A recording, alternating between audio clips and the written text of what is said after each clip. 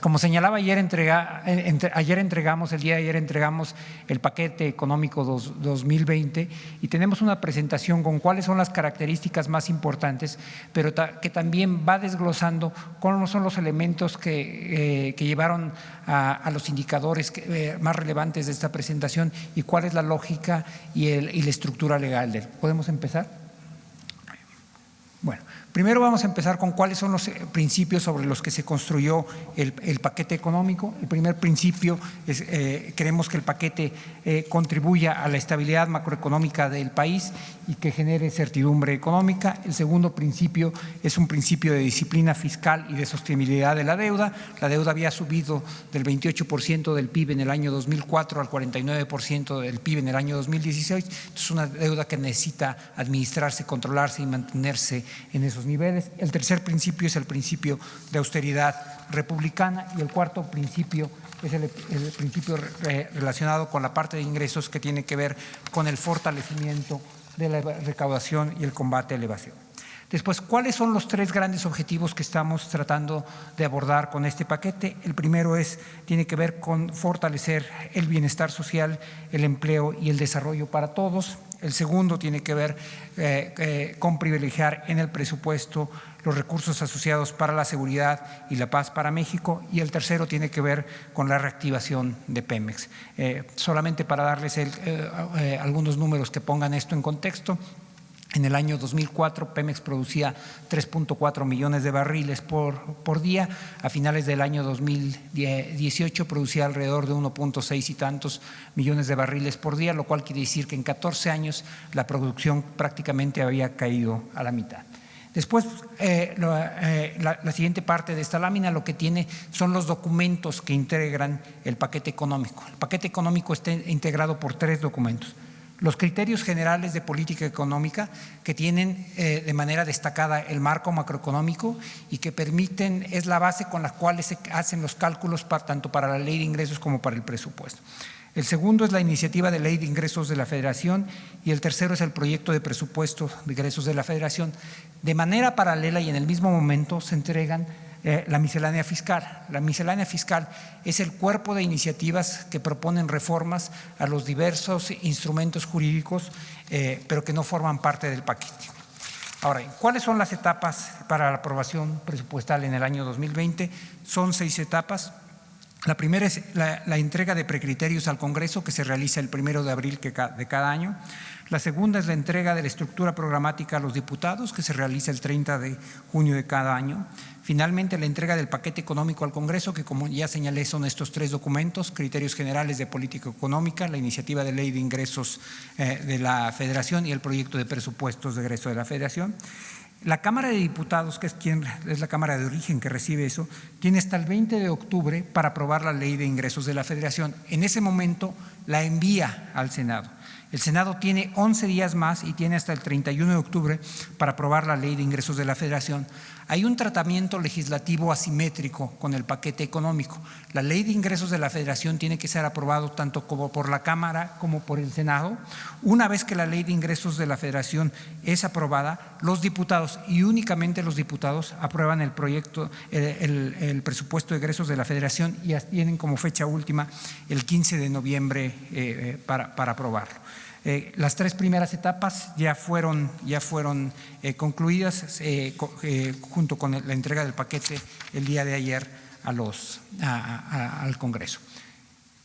¿Cómo se construye el paquete económico? Y esto es importante destacarlo. Nuestro país, junto con algunos otros, no muchos, en América Latina, tiene un marco de aprobación y de diseño que permite garantizar la responsabilidad fiscal.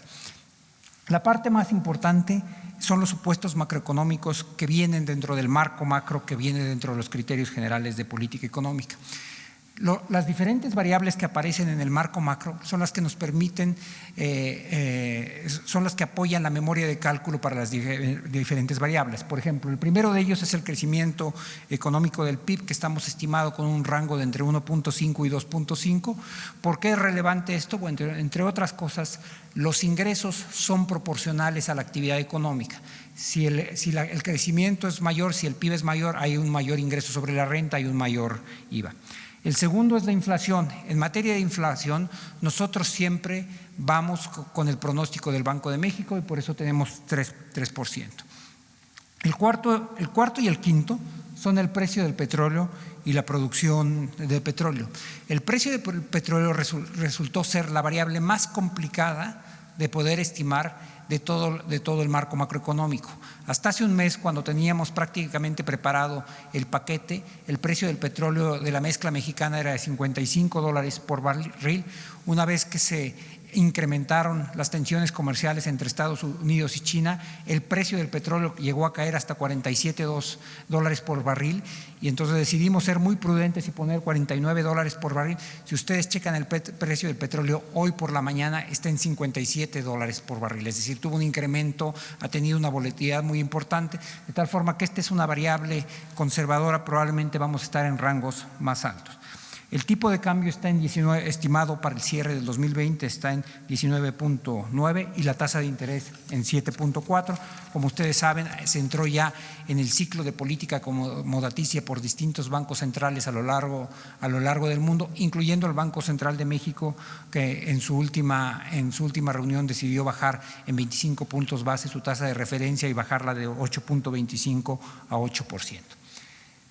La siguiente lámina determina algo muy importante que está asociado con el diseño, aprobación y ejecución del presupuesto en México. Una vez que se tiene el marco macroeconómico, lo primero que se determina es cuál es la estructura de deuda sustentable a lo largo del tiempo, y eso nos ayuda a determinar cuál es el financiamiento, el endeudamiento neto. Entonces, ese es el primer punto que se determina. La variable de aquí que se desprende es el superávit primario que se propone. Esto es consistente con un superávit primario de 0.7 del PIB, que es lo que estamos nosotros proponiendo. Después, con las variables macroeconómicas que están en los criterios generales de política económica, se estima cuánto es lo que se va a recaudar, y esos son los ingresos presupuestarios. Y 1 y 2 nos dan el tamaño total de recursos de los que posee el sector público mexicano para distribuir, y es una vez que se determina eso, que se estima cuál va a ser el gasto total del sector público mexicano. Y esta es exactamente la secuencia con la que se aprueba en el Congreso. Primero se aprueba el lado derecho de esta gráfica, que sería la parte asociada a la Ley de Ingresos de la Federación, y una vez que ese monto ha sido determinado, se aprueba el presupuesto de egresos de la Federación. Como decíamos, la primera variable que determina es el financiamiento, que está asociado al superávit primario. Estas son los superávits y déficits primarios que han sido aprobados desde el 2018 desde el 2008 hasta el 2018, y los que nosotros tenemos estimados para el resto del sexenio. Como pueden ver, el último superávit primario antes del 2017 fue el del 2008, que fue un superávit primario de 1.8%. Eso coincidió con el punto más bajo de deuda sobre PIB que se había tenido en muchísimo tiempo, que fue de alrededor de 28%. Después lo que vemos es el crecimiento de los déficits en el año 2009 y en el año 2010, que están asociados al periodo de la Gran Recesión, es decir, cuando hubo una caída muy, muy importante de la actividad económica a nivel global, pero también en México.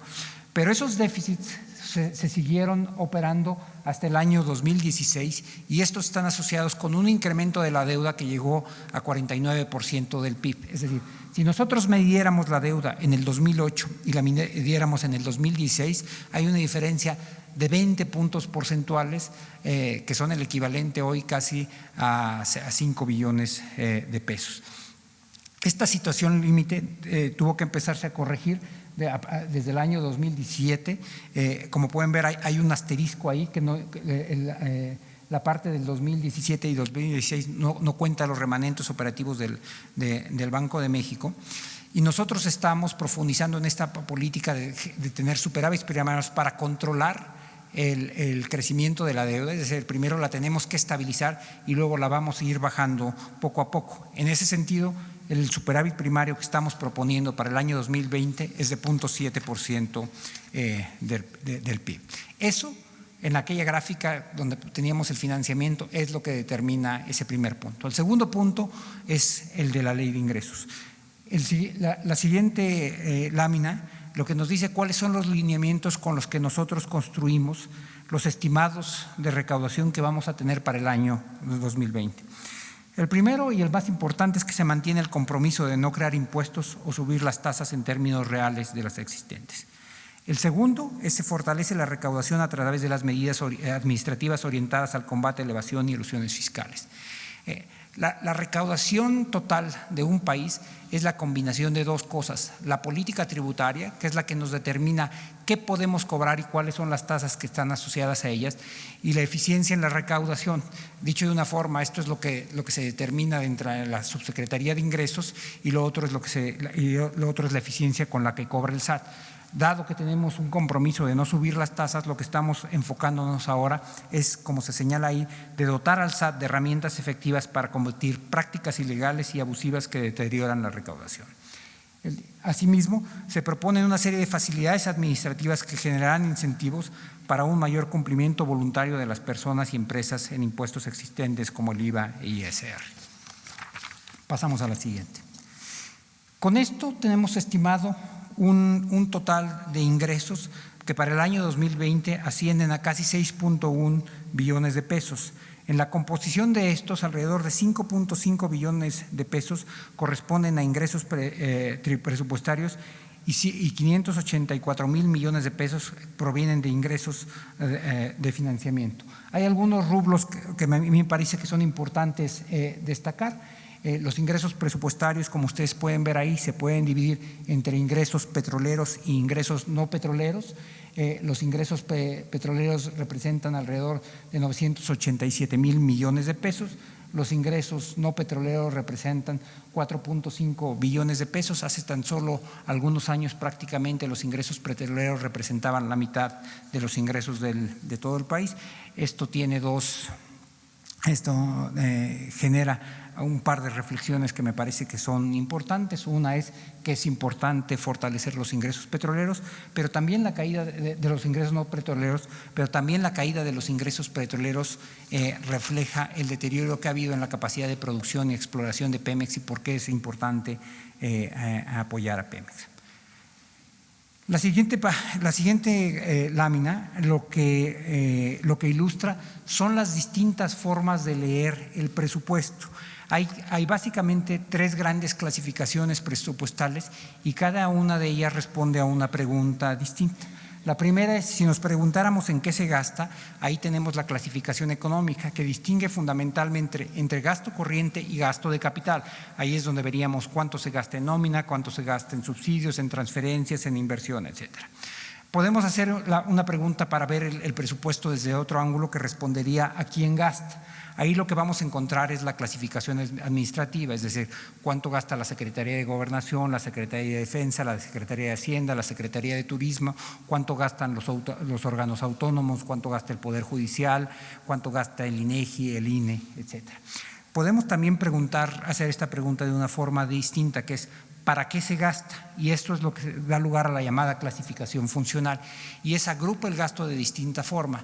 Si pensáramos, por ejemplo, cuál es el gasto que va asociado a la educación, por supuesto que ahí aparecería el gasto de la SEP, pero hay programas de alfabetización o de alimentación que podrían estar en la Secretaría de la Defensa Nacional y esos tendrían que agruparse de manera distinta.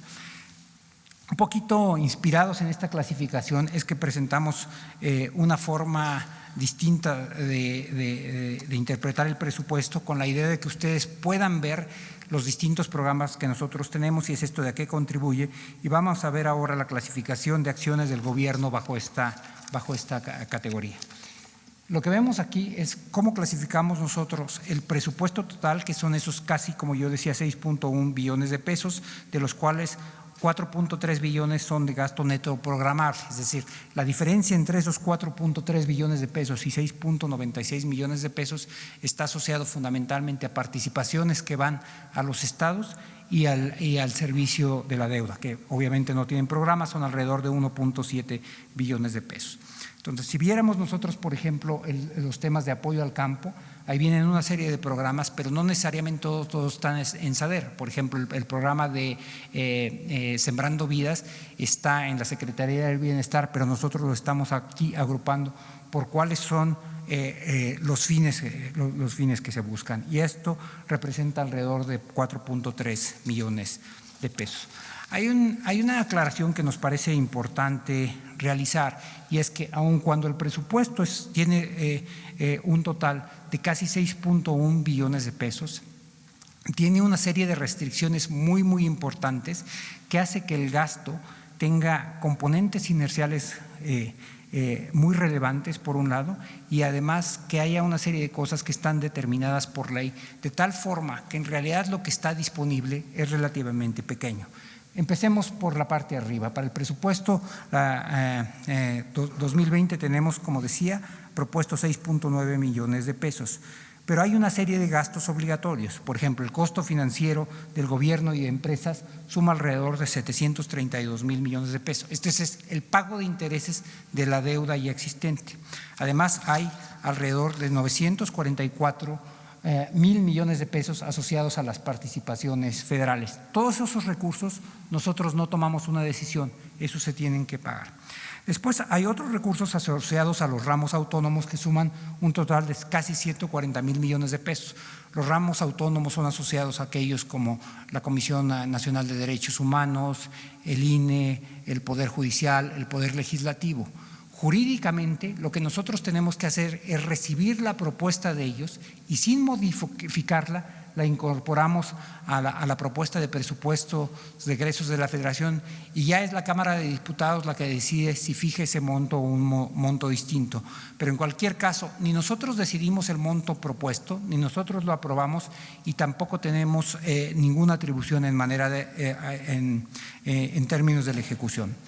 Tenemos alrededor de 965,000 millones de pesos asociados a pensiones, sobre los que tampoco hay alguna decisión. Este es el resultado de los trabajadores mexicanos del Estado que ya se jubilaron y los que se están jubilando, sobre todo asociados al régimen de jubilaciones anteriores.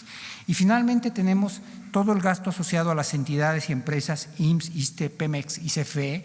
Ellos tienen fundamentalmente recursos propios por el cobro de cuotas o el cobro asociado a la venta de hidrocarburos o de electricidad y de generación y distribución en el caso de CFE. Y esos recursos nosotros no los vemos y representan un monto muy importante. Está el ramo 33, que tiene que ver con transferencias a las entidades y las aportaciones obligatorias a fideicomisos, prestaciones de seguridad. Una vez que quitamos todo esto, lo que sobra es la cifra que ven ahí, 1.1 billones de pesos. Esa cifra es solamente el 18% de todo el presupuesto. Es decir, el 82% de todo el presupuesto está más o menos fijo de una forma u otra, ya sea porque es para responder a obligaciones contraídas anteriormente, pueden ser obligaciones laborales como las pensiones, obligaciones financieras como el caso de los recursos destinados al pago del servicio de la deuda, o porque son recursos que van ya sea a los órganos autónomos o a las entidades federativas. Y ese es el monto básicamente a través del cual el gobierno federal ejecuta sus diversos programas. Tenemos una serie de consideraciones finales, es una especie de cuadro resumen. Lo primero es ¿qué buscamos con el paquete económico? El paquete económico se construyó bajo los principios de austeridad, disciplina fiscal y eficiencia tributaria. Segundo, se presenta un presupuesto realista sin subestimaciones de los ingresos ni el gasto. Durante un periodo muy largo, los ingresos fueron subestimados de manera más o menos sistemática, de tal forma que siempre habría ingresos excedentes al final del año. El tercero es que en la implementación se buscará una ejecución oportuna, en particular en un contexto de desaceleración global. Permítanme tomarme un minuto en este sentido. Estamos muy conscientes de que hay un proceso de desaceleración de la economía en diversas economías y también en la economía mexicana. Y eso requiere no solamente que hagamos una distribución adecuada del presupuesto, sino que nos aseguremos de que se esté gastando con oportunidad para que tenga un impacto en la economía lo más pronto posible. Estamos también tratando de ampliar la transparencia y el combate a la corrupción. Finalmente, lo que estamos tratando de hacer es refrendar el compromiso de no incrementar los impuestos existentes ni crear impuestos nuevos. En suma, el presupuesto 2020 se constituye en una plataforma para lograr el bienestar de todos y todas, privilegiando el gasto en bienestar, seguridad y el sector energético. Gobierno de México.